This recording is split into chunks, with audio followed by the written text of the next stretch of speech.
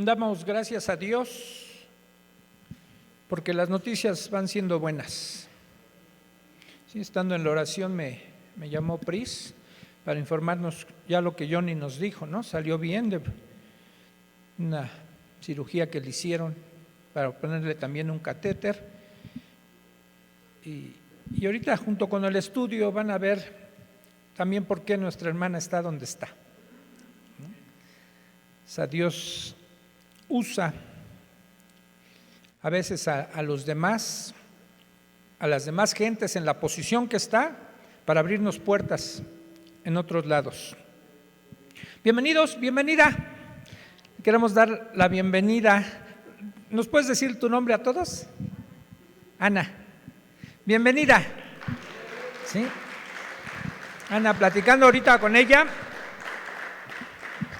empezó a buscar una dirección de una iglesia por aquí y encontró esta y hoy viene y dice que quizás al rato llegue también su hija. Bienvenida, bienvenida, Ana. Bien, abramos nuestras Biblias en el libro que estamos estudiando, el libro de Nehemías, como continuación del libro de Esdras y como continuación de las crónicas, primera y segunda de Crónicas.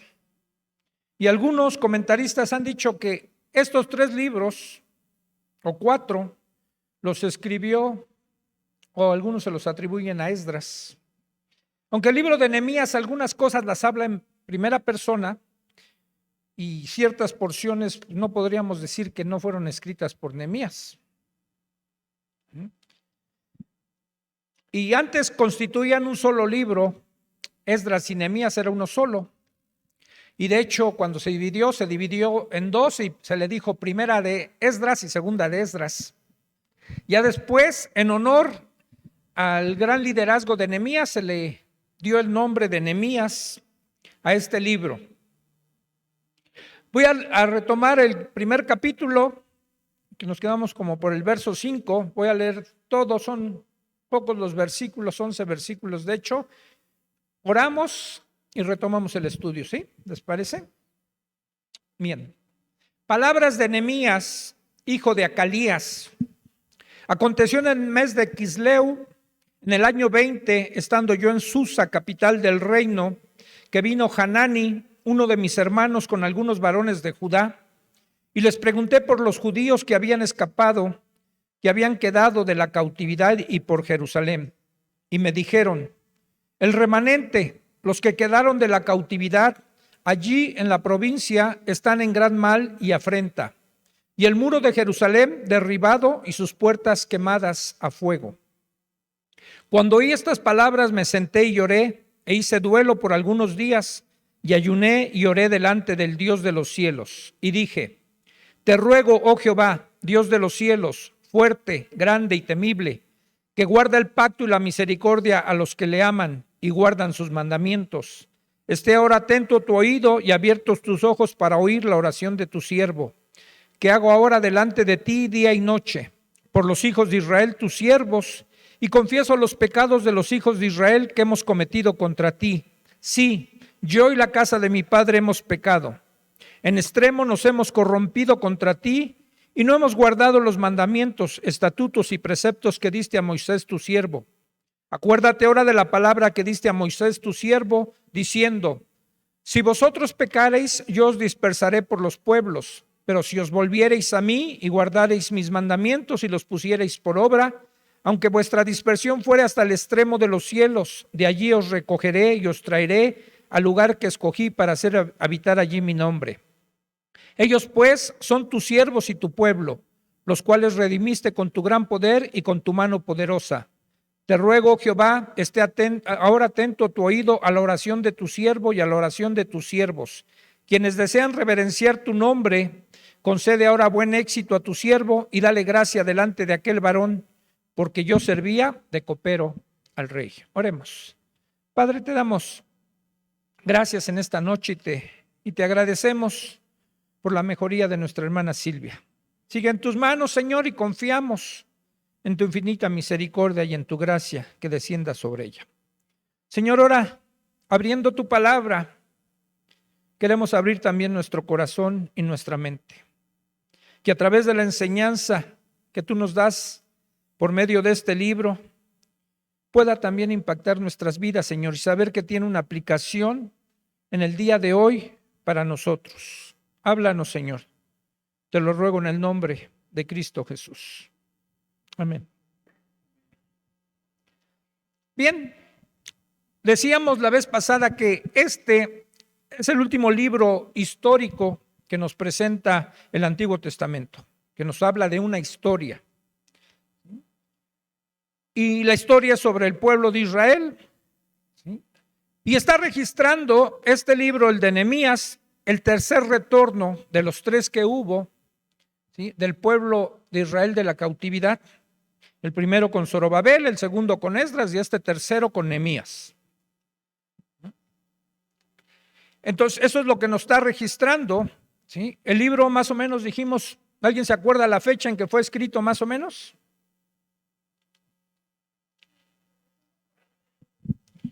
445 antes de Cristo, algunos lo mandan hasta el 432, pero la fecha más aproximada es 445 alrededor de esa fecha. Entonces vimos que el primer regreso de Zorobabel fue en el año 538. El segundo con Esdras fue en el 458 y este retorno de la cautividad con Nehemías se da exactamente en el año 445. Bueno, no exactamente, ¿no? Porque no podemos hablar de fechas exactas porque no había un calendario como el nuestro. Pero alrededor del año 445 antes de Cristo se da este tercer regreso.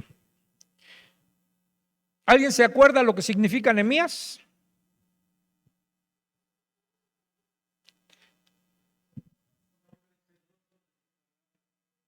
No, el Señor consuela o el Señor alienta. Su ocupación, o sea que le entraba, ¿no? No le entraba. Era como, digamos, como en nuestros tiempos un catador, pero la diferencia de ese entonces es que el copero del rey no estaba haciendo catando, probando el vino para ver qué tan bueno era, sino era para ver si estaba envenenado. Y antes de que lo tomara el rey, pues lo tomaba el copero. Por eso decíamos que Nehemías estaba entre el rey y la muerte. ¿Sí? En medio estaba Nehemías probando el vino y la comida del rey. Si estaba envenenada, caía. Pero el que caía era Nehemías. Pero este tenía que ser un puesto de mucha confianza y él lo tenía. Dijimos también que Nehemías nunca vivió en Jerusalén. Todos los años no registra qué edad tenía, pero los vivió en el cautiverio. En Babilonia, ¿sí? Estuvo viviendo todo el tiempo. No conocía Jerusalén. Sabía de la historia, sabía que la ciudad había sido destruida por Babilonia, ¿sí?, por Nabucodonosor, que estaba en ruinas por el informe que le trae Hanani, pero él físicamente nunca había estado en su ciudad. Pero se identificaba, porque también dijimos que una de las cosas que identifica a los judíos o al pueblo de Israel, parte de eso era su identidad, su ciudad, Jerusalén. Hablar de Jerusalén era hablar del pueblo judío o del pueblo de Israel. Y hablar de Jerusalén era hablar del templo, una de las cosas más importantes que estaba en Jerusalén.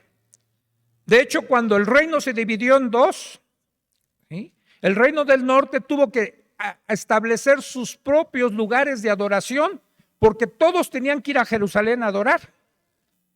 ¿Sí? Y para que no se le desbandara el pueblo a Jeroboam, dijo, no, mejor les hago aquí sus lugares de adoración, que de ahí empezó la idolatría. Porque tenían por orden del mismo Dios, cuando menos 3 veces al año presentarse al templo en las 3 fiestas más importantes de Israel.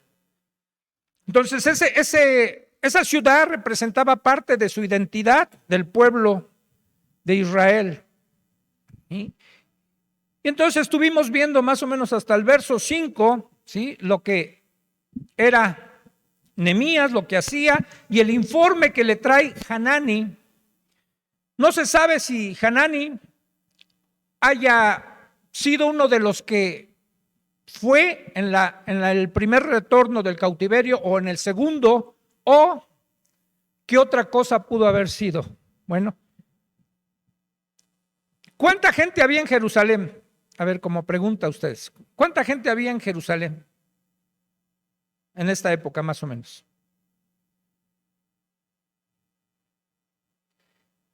¿Quién sabe, verdad? Bueno, en realidad no se sabe. Sabemos la que había retornado del cautiverio, porque ahí en Esdras da una cantidad. ¿Cuántos dijimos que eran? 64,360, creo, algo así, ¿no? Ahí lo dice textualmente en Esdras la cantidad que regresaron. Y sumando los que regresaron con Esdras, que eran alrededor de 2,000. Bueno, y quedó de tarea que investigaran cuántos son los que regresaron con Nehemías, ¿verdad?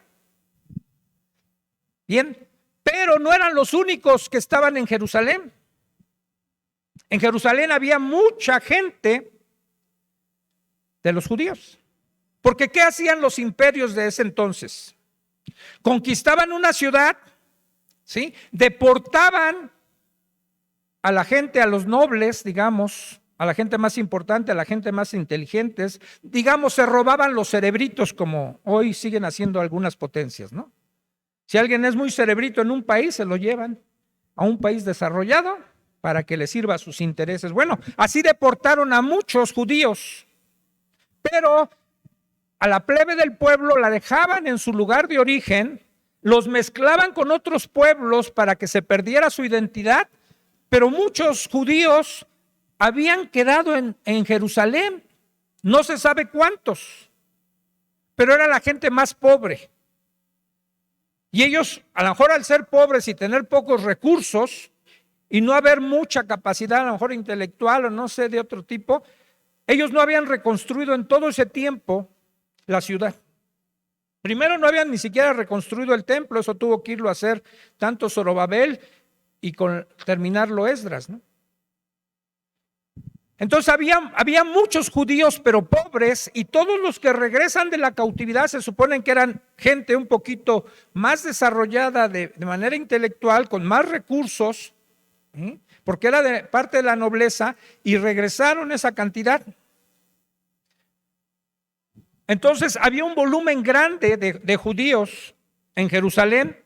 Entonces cuando Hanani, no sabemos si él vivía en Jerusalén todo ese tiempo de la cautividad o regresó de la cautividad, no lo dice la escritura, pero viene y le presenta un informe a Nehemías de todo lo que está pasando en Jerusalén, cómo es la condición de la ciudad. Acuérdense que para este entonces ya había sido levantado el templo, los cimientos primero del templo, luego el templo, se había restaurado la adoración a Dios en el templo, pero hasta ahí se había quedado. Y dijimos que habían pasado ¿cuántos años de eso a este tiempo? 13 años, ¿no?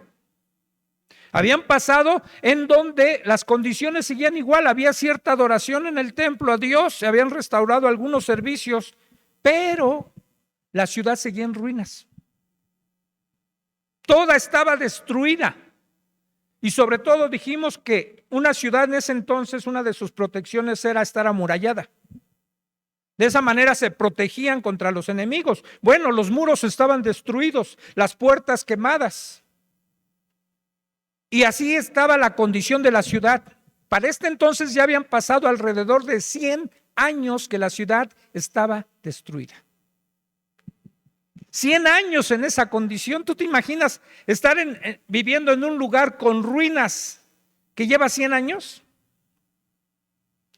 Entonces Hanani se preocupó de esa situación que estaba viviendo él y sus compatriotas, y a lo mejor conocía a Nehemías o sabía de él, y dijo, ¿quién? Bueno, esto lo estoy inventando yo, no es de mi deducción. ¿Quién nos puede ayudar? Puesto que nadie de los que había estado ahí, ni de los que habían regresado, había tenido esa iniciativa de reconstruir la ciudad. Tiene que ser alguien importante, alguien con recursos, si no propios, a lo mejor que los pueda conseguir. alguien que tenga cierta influencia, y dijo: yo conozco a un tal Nehemías, o fue mi cuate, estuvimos juntos ahí, fuimos a la escuela rabínica juntos, y hoy sé que es copero del rey. Y si alguien puede ayudarnos, es él. Entonces se dirige hasta donde está, hasta Babilonia, en donde está Nehemías, a presentarle un informe a Nehemías de cómo está la situación en Jerusalén. Y una vez que se la presenta los términos que usa Hanani, le dice que solo un remanente ha quedado de la cautividad allí en la provincia. Dice: y están en gran mal, estoy en el verso 3, están en gran mal y en afrenta, y el muro de Jerusalén derribado y sus puertas quemadas a fuego. Digamos, había vergüenza por la ciudad, por las condiciones en que estaba la ciudad. Y cuando oye estas palabras, Nehemías lo que hizo fue, dice la escritura, se sentó y empezó a llorar. Como un símbolo del dolor que sintió por su ciudad, con una muestra de abatimiento, ¿sí?, del dolor que empezó a sentir, y derramó su corazón delante de los que estaban ahí, pero sobre todo delante de Dios. Empezó a llorar, dice, y también hizo duelo por algunos días, y ayunó y oró delante de los cielos, del Dios de los cielos. Ahora les voy a hacer una pregunta. Yo sé que algunos se meten a estudiar antes de venir aquí. Una vez que recibe el informe de Hanani, Nehemías, ¿cuánto tiempo tardó para que él hablara con el rey?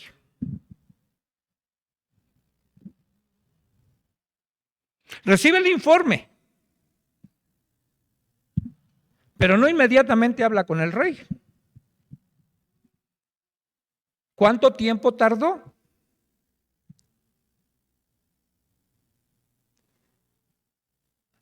Ahora sí los agarré, ¿verdad? Bueno, si ustedes ven el primer versículo del primer capítulo, dice: palabras de Nehemías, hijo de Acalías, y aconteció en el mes de Quisleu. Ese es un dato que da en Quisleu. En el mes de Quisleu es cuando le llevan el informe.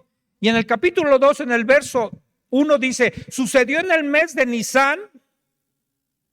Y ahí da el dato.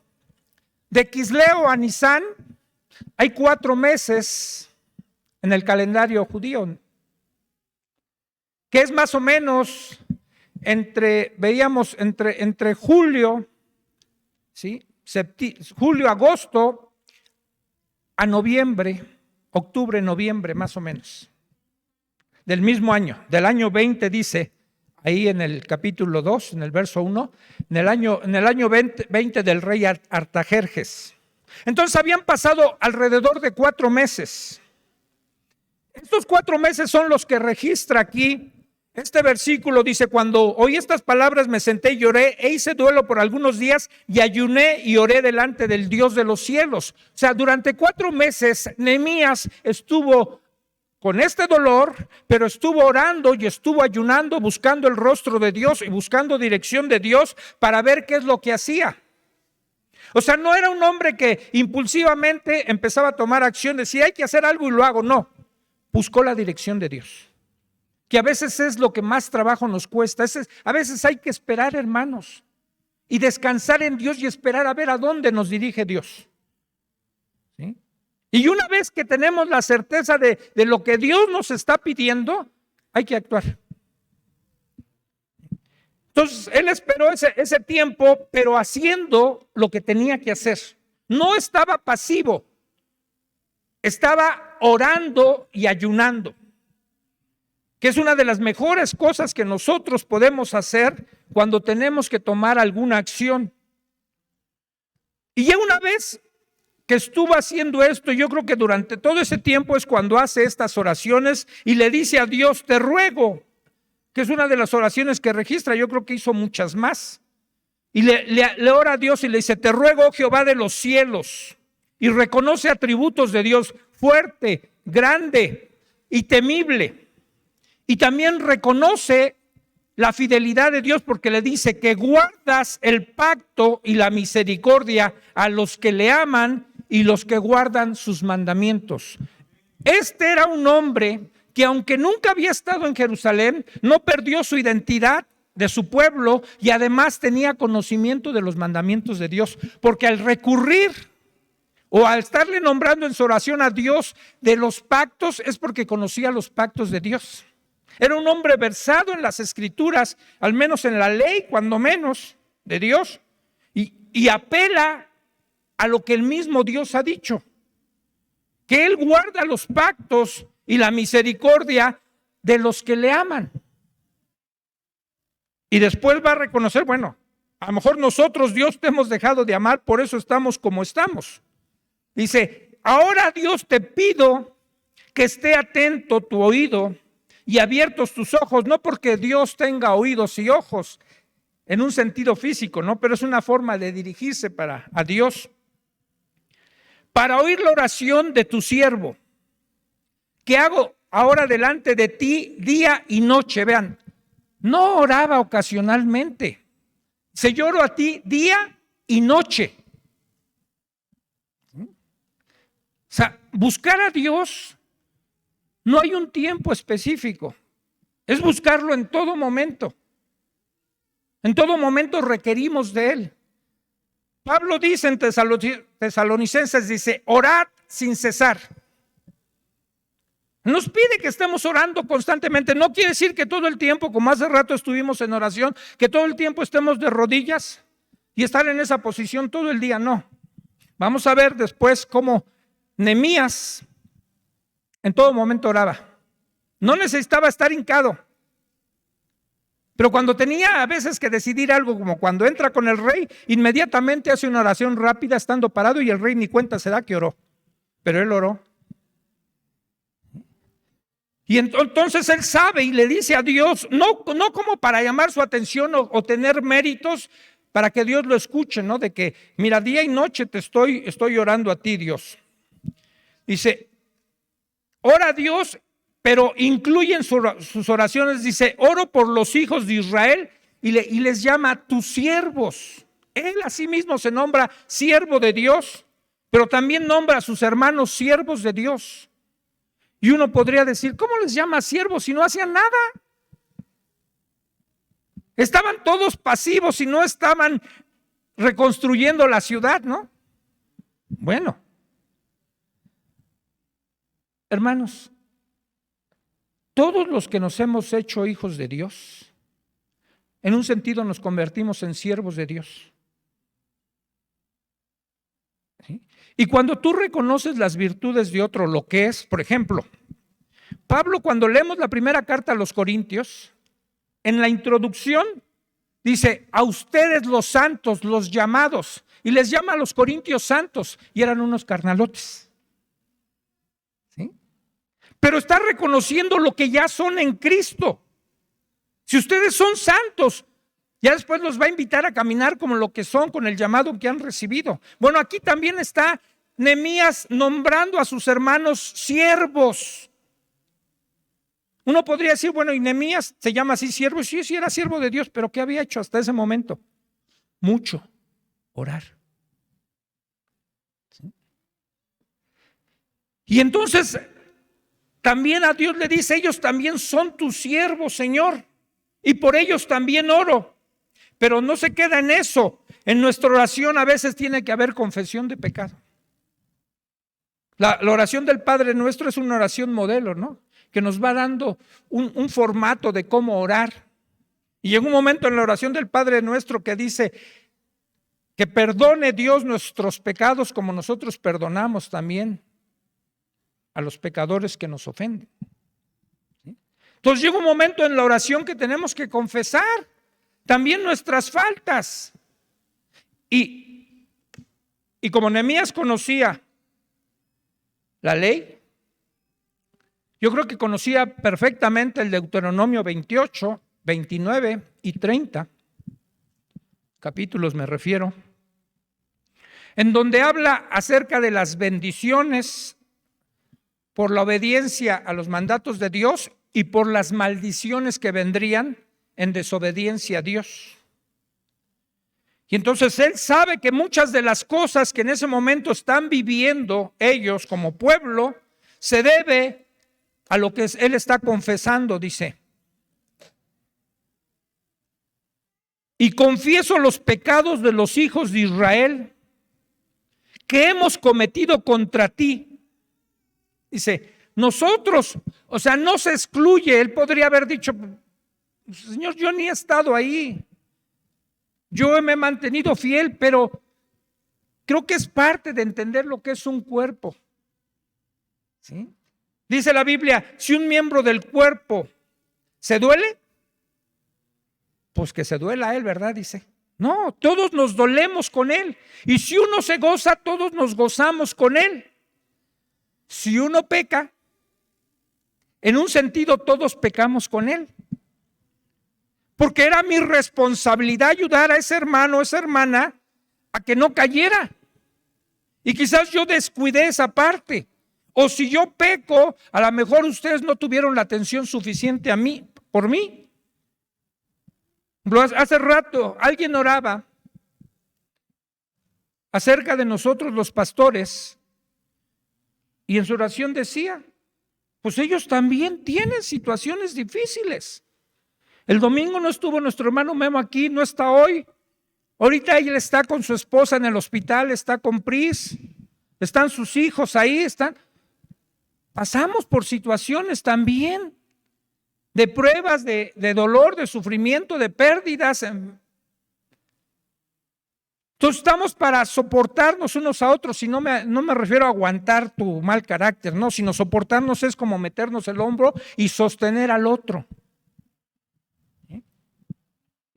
Entonces él sabe, Nehemías sabe que todos los hijos de Israel han cometido pecados, dice, y él se incluye, y para hacer sentir yo creo mejor a sus hermanos, dice, sí, yo y la casa de mi padre hemos pecado. Me pongo en primer lugar. ¿Sí? O como Pablo diría, ¿no? Yo soy el último de los apóstoles y soy el primero de los pecadores. Y uno cuando ve la vida de Pablo dice, este hombre se pone como el primero de los pecadores y era un santo de verdad, era un hombre íntegro, dedicado a Dios, pero sin embargo siempre reconoció su condición de ser el primero de los pecadores. Más se llama un abortivo.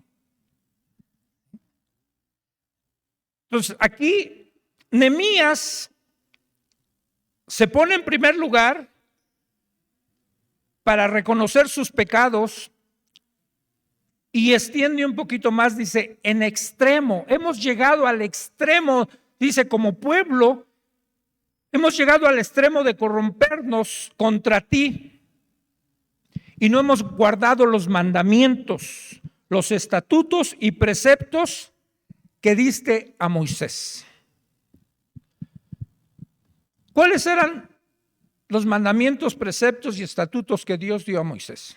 Bueno, podemos concluir rápido que fue la ley que le dio Dios en el monte Sinaí.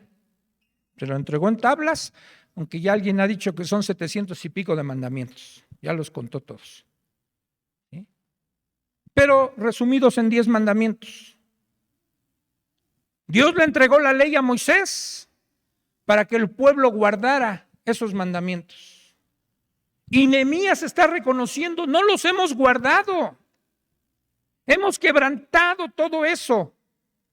Simplemente el hecho de no reconstruir la ciudad es porque hemos estado cómodos. Es lo que Ageo y Zacarías estuvieron profetizando cuando el pueblo estaba cómodamente ya en sus casas artesonadas y el templo seguía destruido.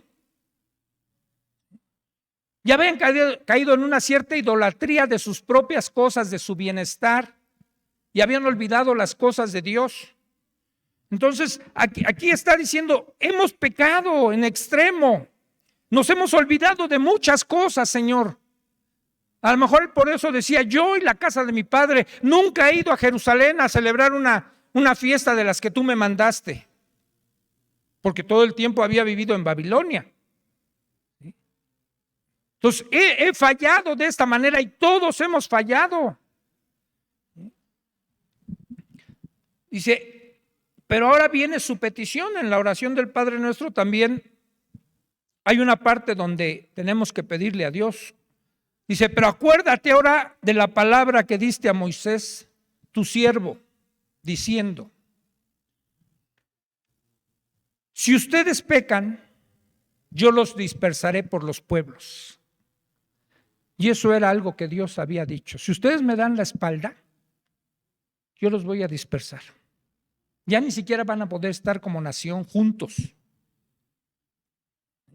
Y eso se había cumplido. Y les decía hace 8 días que en la actualidad la gran mayoría de los judíos no viven allá en Israel.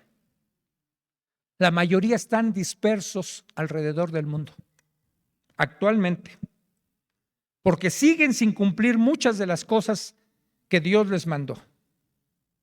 Pero también está la promesa que un día los va a reunir a todos. Pero cuando cumplan esto, pero se cumplió en este momento alguna parte aquí. Dice, pero si se vuelven a mí y guardan mis mandamientos y los ponen por obra, aunque su dispersión fuere hasta el extremo de los cielos, de allí los recogeré y los traeré al lugar que escogí para hacer habitar allí mi nombre, refiriéndose a la ciudad de Jerusalén. Entonces, esta era una promesa de parte de Dios. Vamos al libro de Deuteronomio, capítulo 30. Primeros 5 versículos, fíjense lo que Dios había dicho. Después de que ya habla de las maldiciones y de las bendiciones de obediencia y desobediencia. Porque son condiciones que está poniendo Dios para restaurar a su pueblo.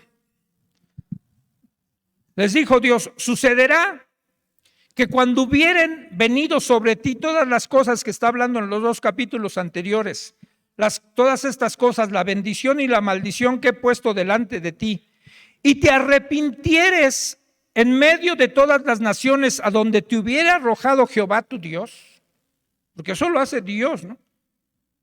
Y te convirtieres a Jehová tu Dios y obedeces a su voz conforme a todo lo que yo te mando hoy, les está hablando Moisés, tú y tus hijos, con todo tu corazón y con toda tu alma, entonces Jehová hará volver a tus cautivos y tendrá misericordia de ti y volverá a recogerte de entre todos los pueblos a donde te hubiera esparcido Jehová tu Dios. Aun cuando tus desterrados estuvieran en las partes más lejanas que hay debajo del cielo, de allí te recogerá Jehová tu Dios, y de allá te tomará y te hará volver Jehová tu Dios a la tierra que heredaron tus padres, y será tuya y te hará bien y te multiplicará más que a tus padres. Bendito sea Dios, ¿no? Que aunque pecamos, hermanos, las promesas de Dios están ahí para un corazón que se arrepiente. Para alguien que se vuelve a Dios. Porque la Biblia dice que Dios es lento para enojarse con nosotros, para quitarnos su favor. Es lento y pronto en misericordia. Cuando nos arrepentimos, rápido Dios nos perdona. ¿Sí? ¿Cuántos años pasó que el hijo pródigo se fue de la casa de su padre y gastó todo en alcohol, en mujeres, en prostitutas? Y cuando regresa, en un momento el padre lo perdona, le dice, maten el becerro más gordo. Bañen a mi hijo porque sí huele medio a cerdo. ¿Sí? Pónganle vestidos nuevos, sandalia nueva y el anillo. Y hagamos fiesta. Porque mi hijo estaba muerto y ha regresado. Rápido. Y así es Dios y está la promesa de Dios. Y Nehemías apela a los pactos de Dios que ha hecho con su pueblo. Y casi como si le dijera, Señor, tú dijiste esto, ¿eh? Si nos arrepentimos y nos volvemos a ti, tú nos vas a regresar de donde estemos dispersos. Y casi como pensando en él, yo estoy ahora acá en Susa, en la capital del reino persa, en Babilonia. Dice, pero esa promesa me alcanza a mí también. No estoy en mi tierra que le diste como heredad a mis padres. Quiero regresar allá. Como si le dijera eso a Dios, ¿no? Y entonces dice, y dirán las generaciones venideras, sus hijos que se levanten después de ustedes, y el extranjero que vendrá de tierras lejanas, cuando vieren las plagas de aquella tierra y sus enfermedades de que Jehová le habrá hecho enfermar, azufre y sal. Bueno, estoy leyendo Deuteronomio.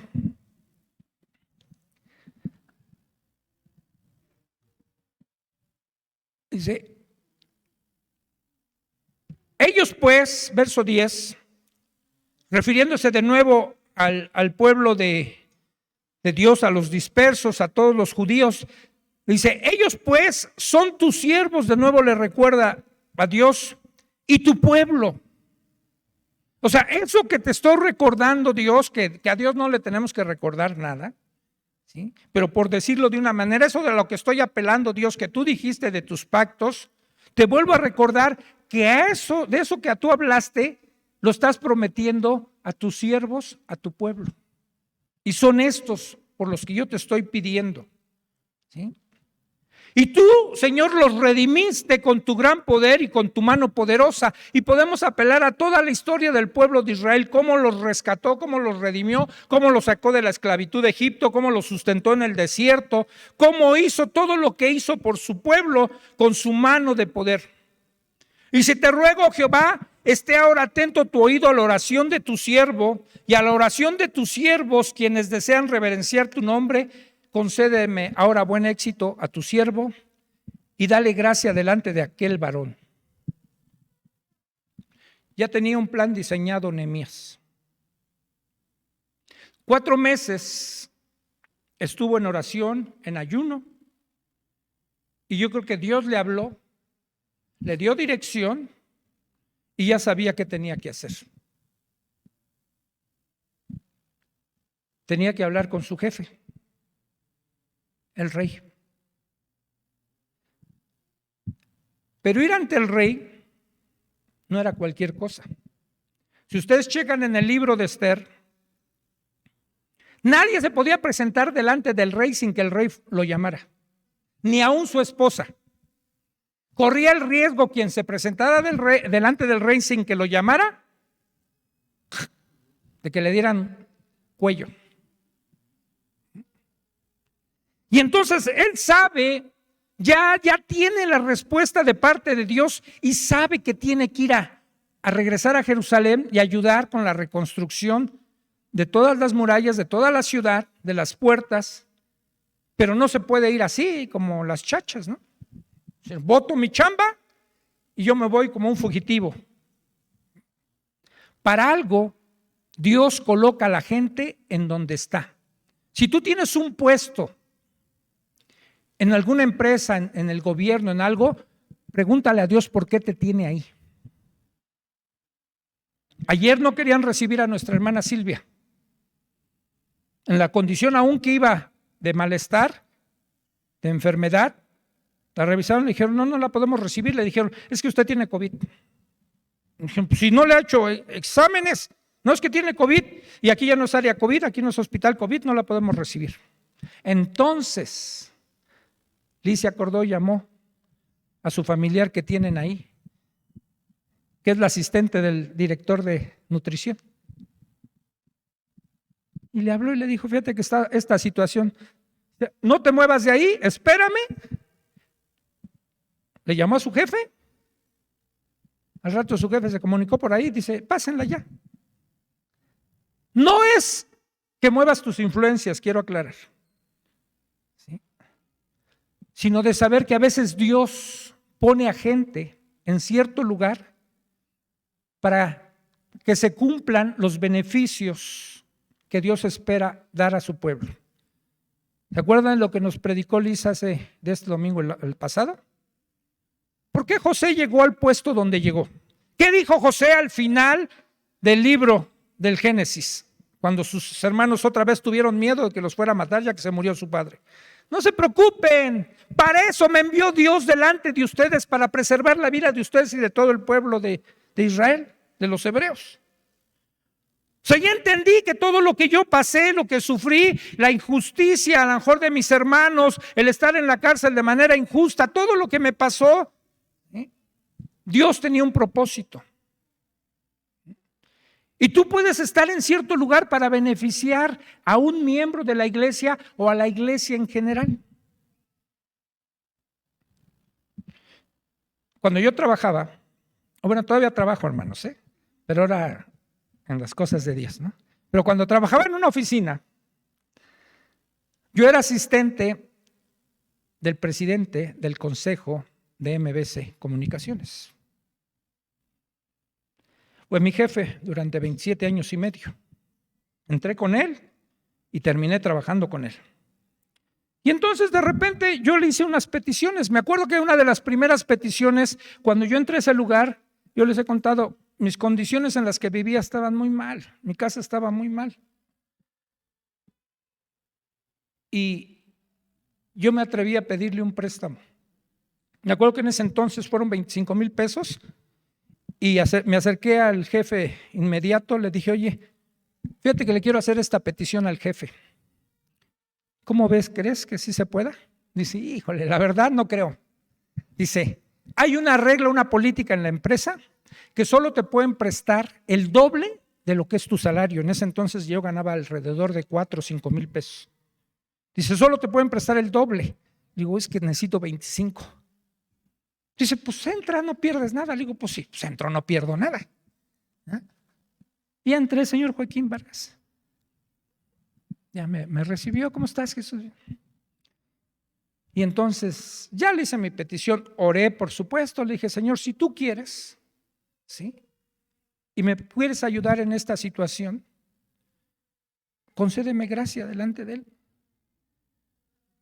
Y me acuerdo que ya le hice la petición, si me podría prestar 25,000 pesos. Se quedó pensando un ratito y dice, ¿en cuánto tiempo lo pagarías? Digo, mire, pues puede descontarme quincenalmente tanto, y en fin de año, cuando llegue el fin de año, se toma todo mi aguinaldo, y así como más o menos le veo, le dije, máximo en 2 años se lo pago. Que te hagan un cheque, Jesús. Dice, adelante. Gracias, Señor. Después, o fue antes, creo, cuando empezaron los desayunos de mujeres. Mi jefe es dueño de los restaurantes Wins y de otros más. ¿Qué yo le voy a atreverme a pedirle un descuento para que las hermanas ya no hagan su desayuno aquí, sino se vayan a un restaurante y las atiendan? Y otra vez toqué a su puerta, ¿no? Bueno, me anuncio con su secretaria. Y otra vez, ¿qué pasó, Jesús? ¿En qué te puedo servir? Señor, pues usted sabe que yo soy cristiano, ¿no? Y miren, en mi iglesia hacemos esto, tenemos un desayuno anual de las mujeres que se congregan ahí para que tengan el día 14 de febrero una convivencia. Le expliqué, quería ver si no fuera posible que nos hiciera algún descuento. Dice, dile a Clemen que te haga una carta para que se la envíe al gerente, yo la firmo con el 50% de descuento en su desayuno. Y durante años nos los estuvieron dando ese descuento. Antes, cuando estaba en los grupos, también fui y le pedí que si no nos podía prestar unas instalaciones de acá, las instalaciones que tienen en el aeropuerto para hacer unos spots con locutores profesionales, para presentar unos videos de la neurosis allí en una junta de información. Sí, Jesús. Yo cuando dije, nada más, si puede, cóbreme nada más los gastos, ¿no? Que se originen ahí, no me cobre más. Dice, no, que te lo facturen a la empresa fulana de tal, nosotros lo pagamos. Nehemías sabía que su jefe era el rey, el hombre más poderoso de ese entonces en el mundo. El más poderoso. Y él gozaba de la confianza del rey. Pero había un problema. Y espero que sea así, ¿no? Mire, la Biblia dice en Eclesiastés, hay tiempo para todo. Hay tiempo de llorar y hay tiempo de reír.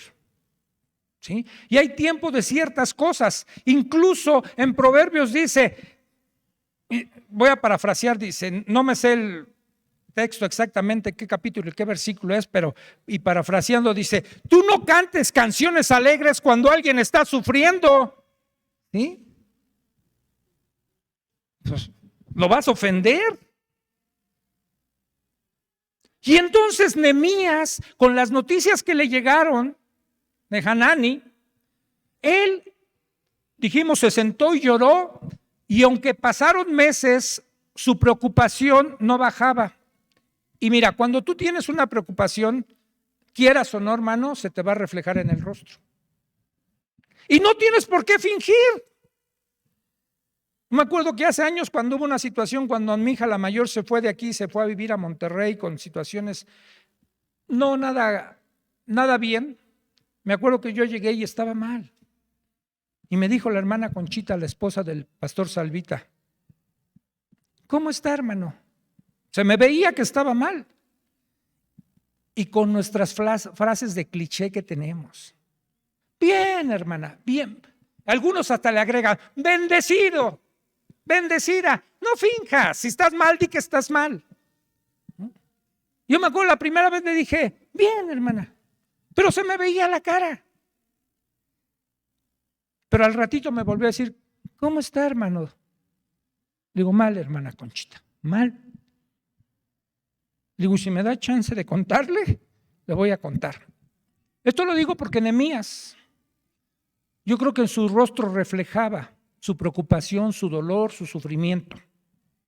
Y nadie, dice la escritura, déjenme ver si me acuerdo en dónde está o si lo anoté. Nadie podía presentarse delante del rey con un rostro demacrado. Déjenme ver si lo anoté.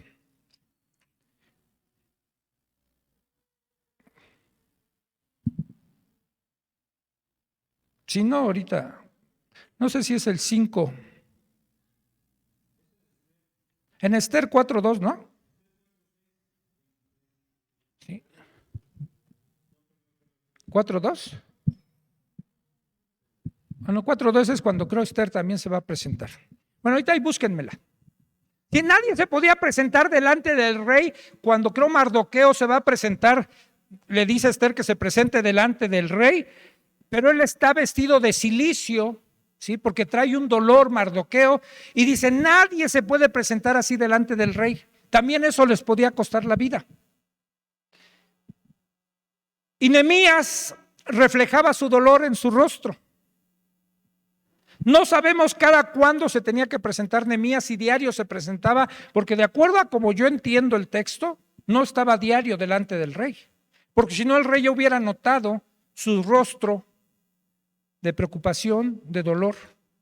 Pero llega un momento en que Nehemías se tiene que presentar delante del rey, eso ya lo vamos a ver en el capítulo 2, ¿sí? Porque primero lo único que hace es pedirle a Dios en su oración, dame gracia delante de aquel hombre del rey. Dame gracia. ¿Sí? Y entonces Nehemías se tiene que presentar delante de él, pero no va a ocultar su dolor. Y sabía que eso le podía costar la vida. Al rey no había que preocuparlo con nada. No había que presentarle un rostro triste. Así que ya saben, hermanos, cuando vengan a la administración no nos traigan rostros tristes, ¿sí? No es cierto. Pueden venir a llorar. Él sabía que no podía, ¿sí? Pero tampoco podía ocultar y sabía que él iba a pedir al rey. Iba a pedir permiso de dejar su chamba por un tiempo para ir a reconstruir su ciudad. Tarea. ¿Cuánto tiempo se fue Nehemías? ¿Cuánto tiempo dejó su trabajo para irse a Jerusalén? Y regresó después. ¿Alguien tiene ahorita la respuesta? ¿Alguien que me diga más o menos cuánto tiempo cree que tomó Nehemías para irse? Nadie se atreve a dar una idea. Acuérdense que los muros se construyeron en 52 días. Les doy una pista. Ya no se atreven conmigo, ¿verdad?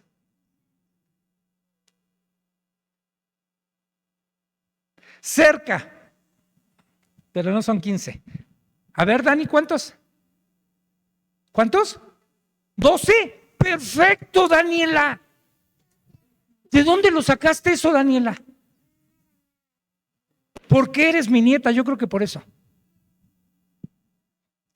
En el 5:14, ahí te va a dar el dato después.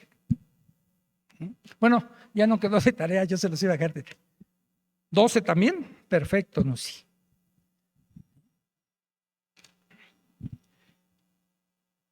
Entonces, para concluir, Nehemías, apela a lo que Dios ha dicho en su oración, lo que leímos en Deuteronomio.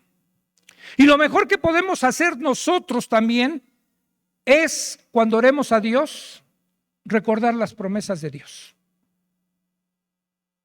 Señor, tú prometiste esto, ¿sí? Y no te estoy exigiendo ni reclamando, ni como en algunos lugares dicen, yo arrebato, yo declaro, yo proclamo. No le puedes exigir a Dios, ¿no? Imagínense a Pablo diciéndole con su aguijón que tenía en la carne, Señor, yo te reclamo y te proclamo y que me quites este aguijón. Y el Señor dijo, bástate mi gracia, no te quito nada, Pablo. Porque aún en eso es soberano Dios, porque sabe lo que nos conviene. Porque aunque parezca a nuestros ojos justo lo que le estamos pidiendo, Dios sabe cuándo o cuándo no. Dice, prefiero que tengas eso. ¿Se acuerdan lo que el otro día también nos comentó Beto? Dijo, yo no quiero que me conceda ciertas cosas porque a lo mejor con eso me perdería. Creo que se refería a la cuestión económica. Hermanos, ¿cuántos nos perderíamos? ¿Cuántos oramos como Agur? ¿Sí saben quién es Agur? Bueno, también se los dejo de tarea. Pero Agur decía, Señor, no te pido ni pobrezas ni riquezas, sino manténme del pan diario necesario. No sea que teniendo mucho me olvide de ti o que teniendo poco reniegue de ti. Así que decía, nada más dame lo necesario, Señor. Y Pablo agregó cuando le escribió a Timoteo, dijo, teniendo abrigo y sustento, estemos contentos. No, pero yo quiero el teléfono celular nuevo, el auto nuevo, sí, la ropa de marca, yo quiero esto y esto y esto. No. Entonces, que podamos estar contentos con eso, pero sí tenemos que apelar a las promesas de Dios. ¿Dios qué dijo en cuanto al sustento? Si no tengas poca fe, hijo mío. ¿Ves las aves del cielo? Los lirios del campo, ni ellos trabajan, ni ellos hilan, y yo les doy de comer a las aves y visto a las flores del campo. ¿Cuánto más no haré por ti, hombre de poca fe? Vas a tener mi sustento, lo necesario, no lo que tú quieras, pero vas a tener eso. Entonces, por ejemplo, si alguien no tiene trabajo, puede orar a Dios, Señor, tú prometiste, y van a ver las cosas sorprendentes que suceden, ¿sí? Puede haber alguien, y yo lo viví, yo llegué un tiempo a estar 6 meses sin trabajo y nunca me quedé sin comer ni un solo día, y no tenía un quinto ahorrado. Eso no significa que entonces ya sigue toda tu vida sin trabajar. No, trabaja, porque después ya Pablo escribió a los tesalonicenses, el que no trabaja, que no coma, ¿verdad? Entonces Dios es bien equilibrado en todo, ¿no? No nos da chance. Entonces en su oración también apela Nehemías a la relación que su pueblo tenía desde antes, porque los une a Dios. Y también ora en favor de sus compatriotas, porque ellos desean, en el fondo deseaban reverenciar el nombre de Dios. Y apela a las grandes cosas que Dios ha hecho por ellos en el pasado con sus grandes prodigios y maravillas. Y termina, les digo, con esa petición personal para entrar a la presencia del rey. Que eso es lo que vamos a ver en el segundo capítulo, ya cuando entra con el rey y le hace la petición de ir a Jerusalén. ¿Preguntas? Ya no pregunté la tarea, es que ya la di, la contestó Dani. La tarea de hace 8 días. ¿Cuánta gente regresó con Nehemías en el tercer retorno a Jerusalén?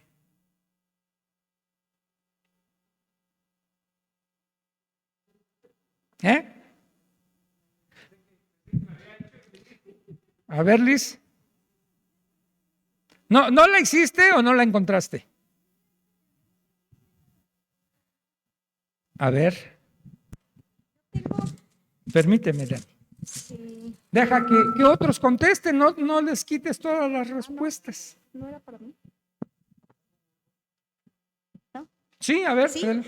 En el capítulo 7 de Nehemías dice que toda la congregación junta eran 42,360.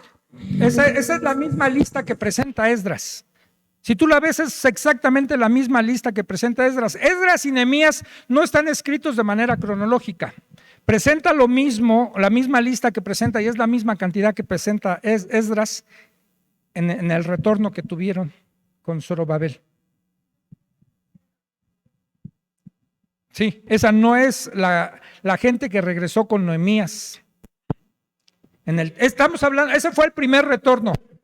¿Sí? Estamos hablando del tercer retorno, los que regresaron con Nehemías a Jerusalén.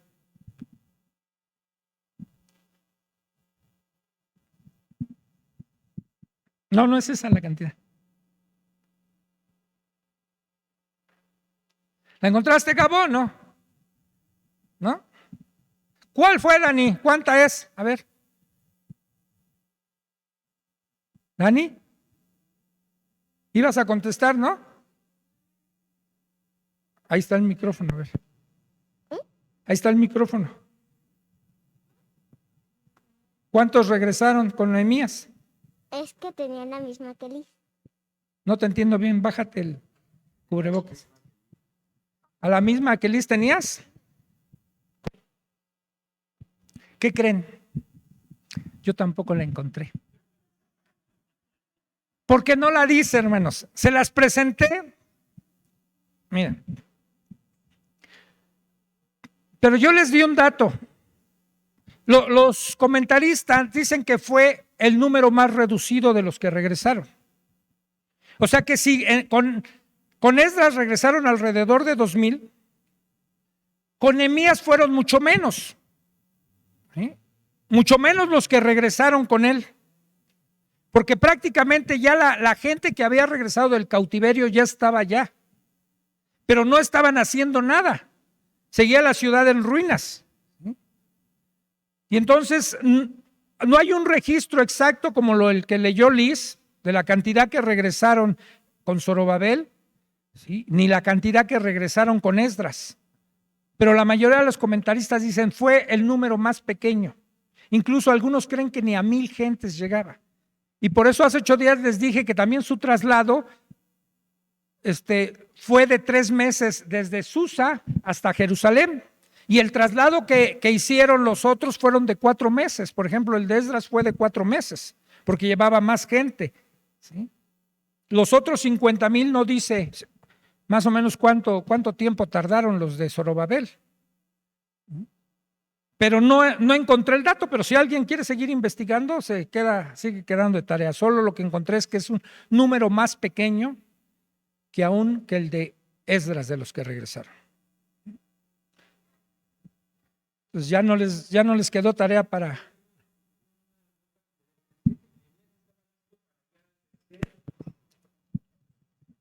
Sí, al tercer. Nehemías estaba listo para guiar al tercer y más grande grupo de regreso a Jerusalén. O sea, habla que el tercer grupo fue el más grande. Sí, hay una nota en la Biblia del Diario Vivir que cita eso, a guiar al tercero, pero ella misma después, esa misma Biblia, dice que fue el grupo más pequeño. Digamos, lo traté de investigar eso porque dice de guiar al grupo, pero en la reconstrucción, porque ya está contando con los que regresaron, Ok. Los 52,000, sumando los 46,000 y pico más. O sea, los que estaban trabajando ya eran sumados eran un total más. cerrado el 52,000 más los 2,000. Y con los que llega con Nehemías, entonces es el grupo más grande que más bien pone en acción, no tanto que retornaron. Sí, lo investigué, eso viene en la Biblia del diario vivir eso. Entonces cita eso exactamente, pero si ves en las notas después que vienen al pie de página de los comentarios, después dice que fue el grupo más pequeño que retornó. Bien. Mujeres, el sábado tienen reunión 9:30 de la mañana. Varones, nos vemos el sábado también a las 5 de la tarde, tenemos reunión. Y el domingo los esperamos a todos en la reunión, 9 de la mañana oración, 10 de la mañana estudio, 11 de la mañana el culto general. ¿Sí? Despidámonos orando. Gracias, Señor, por tu palabra.